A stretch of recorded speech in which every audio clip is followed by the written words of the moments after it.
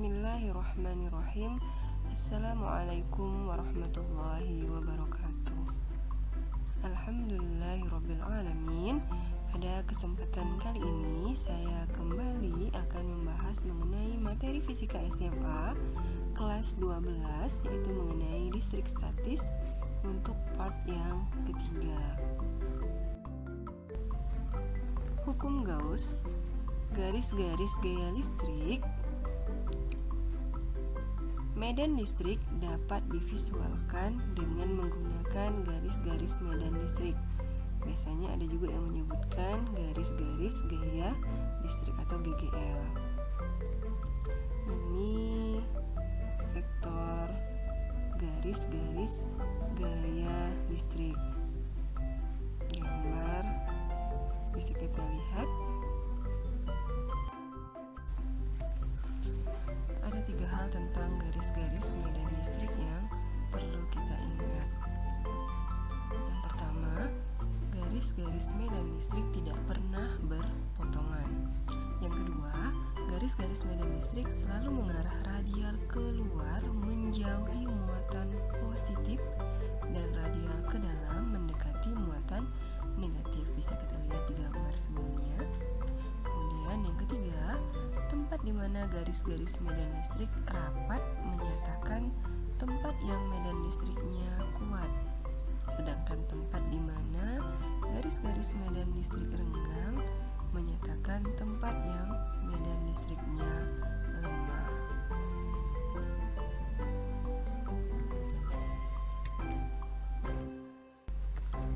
Formulasi hukum Gauss.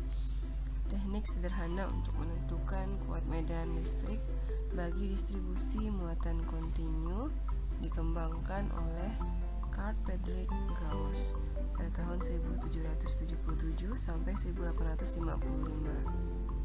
Sebelum membahas hukum ini lebih jauh, maka kita akan membahas terlebih dahulu mengenai konsep flux listrik.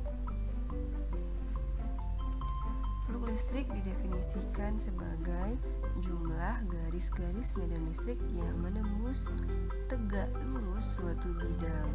Bisa kita perhatikan pada gambar. Jadi, flux listrik itu adalah jumlah garis medan listrik yang menembus bidang secara tegak lurus. Secara matematis, flux listrik dirumuskan dengan Pi sama dengan E dikali dengan A, di mana Pi di situ adalah flux listrik dengan satuan Weber atau Newton per kolom meter kuadrat. Di E-nya adalah kuat medan listrik dengan satuan Newton per kolom.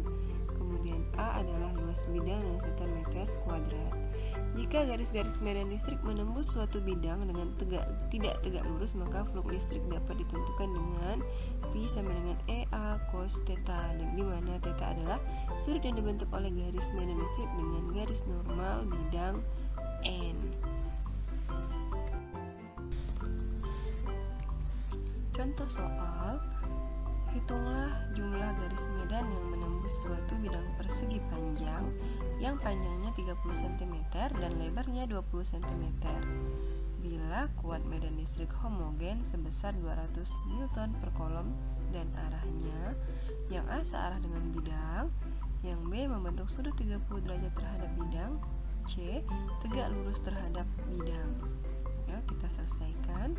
Dari soal itu dapat kita ketahui panjangnya 30 cm kita konversi menjadi 0,3 meter, lebarnya 20 cm kita konversi menjadi 0,2 meter. Kemudian kuat medan listriknya 200 Newton per kolom. Tentukan flux listriknya, P-nya sama dengan berapa pada 3 kondisi yang berbeda. A-nya searah dengan bidang, B-nya membentuk sudut 30 derajat terhadap bidang, C-nya tegak lurus terhadap bidang. Maka kita cari dulu luas bidangnya, di mana bidangnya berbentuk persegi panjang, maka luasnya panjang kali lebar. Berarti A sama dengan panjang kali lebar sama dengan 0,3 kali 0,2 sama dengan 0,06 meter kuadrat atau 6 kali 10 pangkat min 2 meter kuadrat. Untuk yang A, searah bidang, berarti kuat medannya tegak lurus dengan normal bidang. Berarti kuat tegak lurus membentuk sudut 90 derajat. Bisa kita lihat di gambar tegak lurus terhadap arah normal bidangnya. Sehingga flux listriknya P sama dengan EA cos theta, di mana cos 90 derajat itu adalah 0, maka flux listriknya sama dengan 0.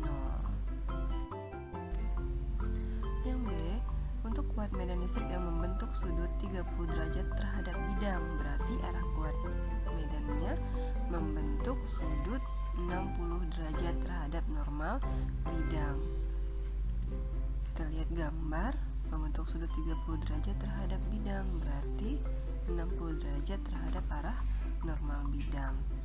Sehingga flux listriknya P sama dengan EA cos theta, di mana E 200 dikali dengan A-nya 0,06, cos 60 derajat adalah setengah.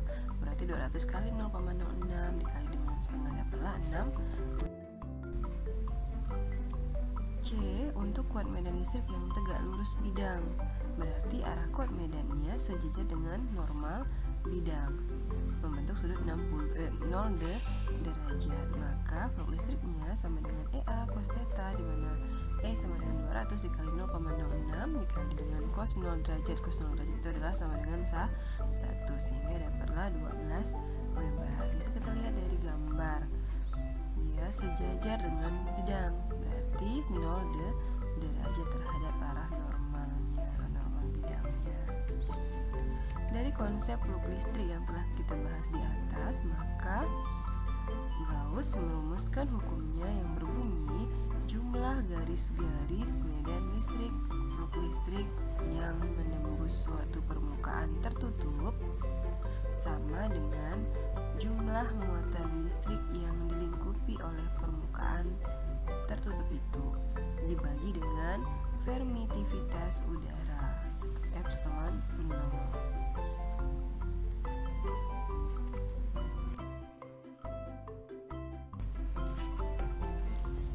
Secara matematis dapat ditulis flux listrik P sama dengan EA cos theta.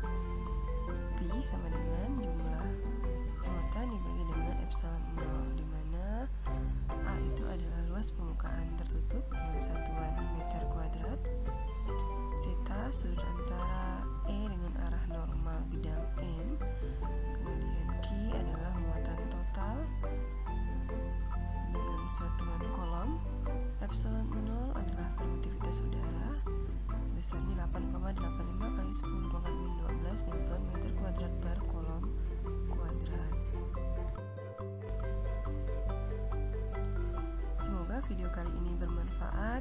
Jika masih ada yang ingin ditanyakan atau masih ada yang belum dipahami, silakan masukkan di dalam kolom komentar. Sampai di sini dulu video kita kali ini. Insya Allah akan kita sambung pada part-part selanjutnya. Saya cukup sampai di sini. Wassalamualaikum warahmatullahi wabarakatuh.